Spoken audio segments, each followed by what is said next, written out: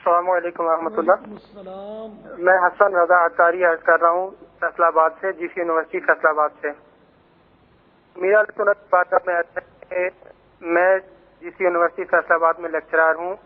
ہوتا یہ ہے کرائٹیریا کے مطابق ہم ایک پیپر بنا دیتے ہیں اور اسٹوڈنٹس چونکہ تیاری کر کے نہیں آتے تو وہ فیل ہو جاتے ہیں اس میں.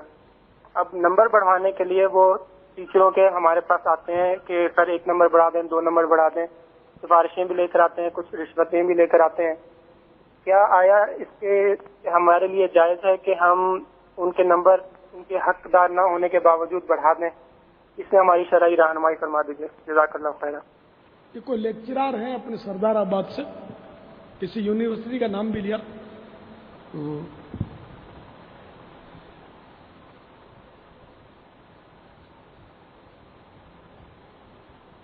تو نمبر بڑھوانے کے لیے تحفہ لے کر آتے ہیں، کوئی رقم لے کر آتے ہیں، کچھ چیزیں لے کر آتے ہیں، رشوت لے کر آتے ہیں رشوت دینے کے لیے.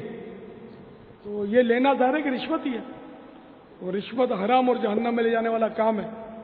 اور اگر رشوت لے کر نمبر بڑھائیں گے تب بھی گناہ، اور رشوت لیے بغیر نمبر بڑھائیں گے تب بھی گناہ، کہ وہ ناحق نمبر بڑھانا.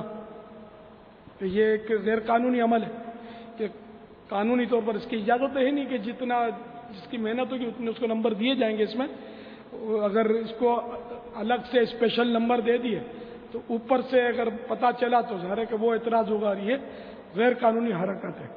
تو اس سے بچیں.